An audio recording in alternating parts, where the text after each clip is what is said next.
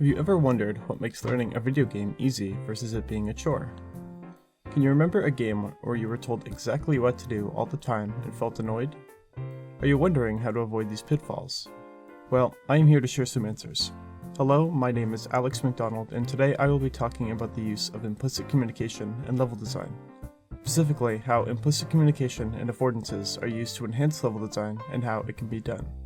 I will touch on various ways of designing levels and best ways to communicate with the player. I believe implicit communication to be the ideal methodology when designing levels with the player's ability to self-navigate in mind. I hope anyone unfamiliar with the topic can take away something from this when designing levels of their own. Implicit communication, in regard to level design, can be defined as ideas, concepts, or messages that are communicated to the player through the arrangement of the level and objects within it. Think of it like telling the player something without telling the player anything.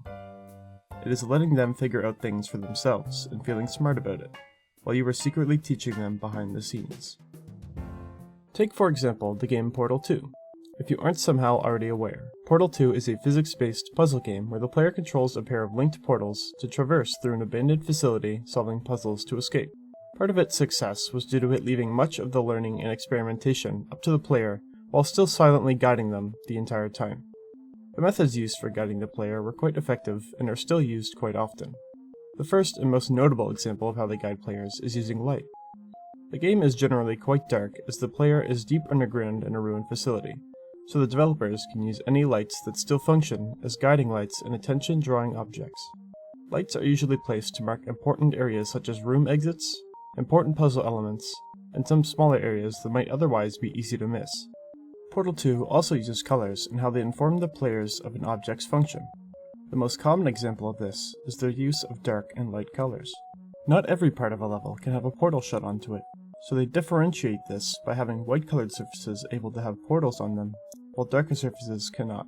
Since the color white stands out from the dark backgrounds, players can more easily solve puzzles as their eyes begin to instinctively search for the color white, which they also use for their information signs, which act as mini tutorials.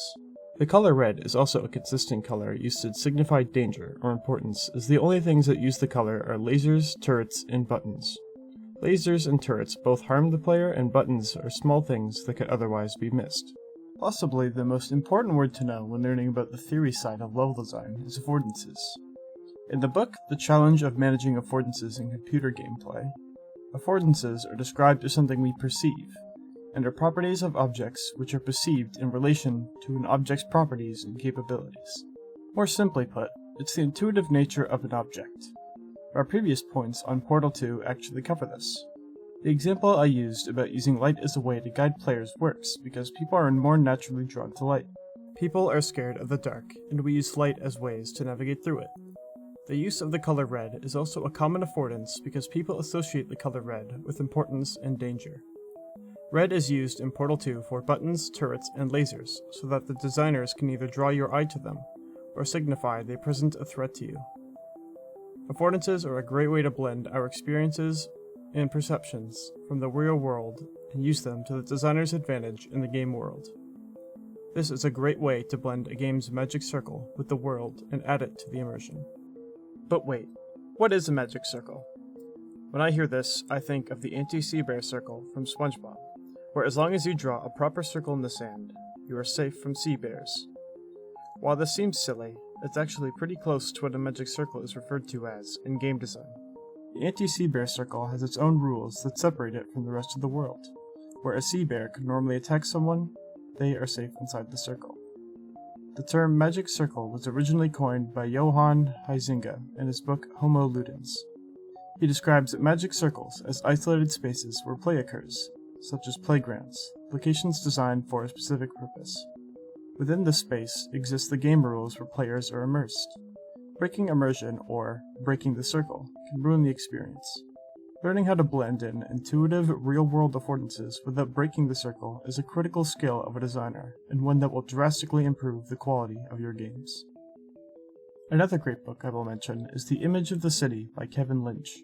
It provides a look into how people perceive space around them on their own accord, and this information can give us insight into how players perceive levels and game space that we build, how people visualize familiar spaces, and why they recall those spaces the way they do. Gaining an understanding of at least basic human psychology can open up a new world of opportunity for fostering player understanding and interaction, as players will often take their real-world experience into the video game world, especially in an unfamiliar world. Tying this back to video games, Lynch delves into the Boston area, specifically the Boston Common area. Boston Common is a historical area that marks the start of the famous Freedom Trail, a 4-kilometer-long path that winds through many historical landmarks such as Faneuil Hall, Old North Church, and the Bunker Hill Monument. Taking advantage of the abundance of the history in this area, the video game Fallout 4 uses many of the same landmarks people referred to in their recreations of the map of Boston. They implement quests, points of interest, NPCs, and legitimate historical information into this area, giving players who have been in this area a real-life sense of familiarity and providing them the opportunity to navigate through their mental map of the area instead of just quest markers. But it is not just famous architecture that can speak to players. Sometimes even the simplest spaces can be memorable. The book An Architectural Approach to Level Design by Christopher Totten delves into many useful methods of effectively using space and level design to both communicate to the player and get the most out of their experience. One such method is the Montessori method.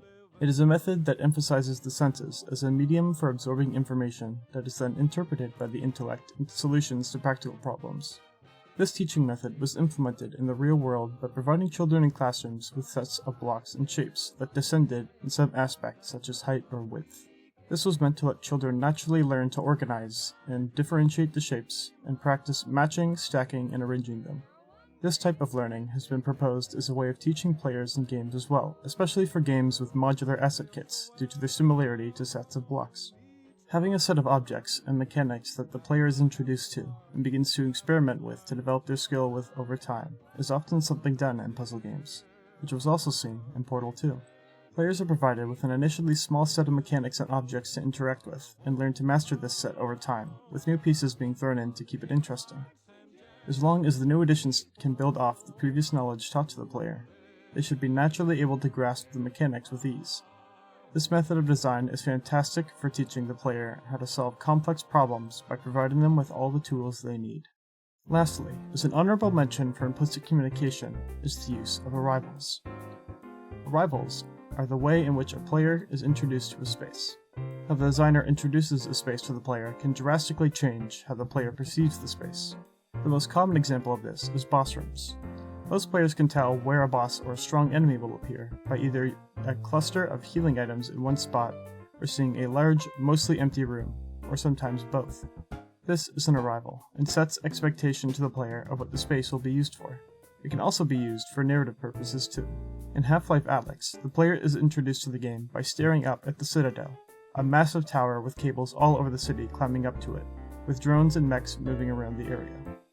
Alyx is originally doing recon on the Citadel, and this arrival sets the tone for the game and serves as a narrative introduction. The player is immediately presented with a massive, imposing threat that they can only look up upon. It conveys a sort of David versus Goliath scenario to the player, where they have to determine how to fight back against a massive and oppressive force. This introduction has also become pretty famous and representative of the game, and this was all done by a single use of an arrival. To conclude, the purpose of this video was to provide some insight and methodologies for aspiring level designers, specifically focusing on implicit communication and its many uses. I hope I was able to teach you something, and if you want to learn more about anything I mentioned, my sources will be mentioned in the video description. Thank you for watching.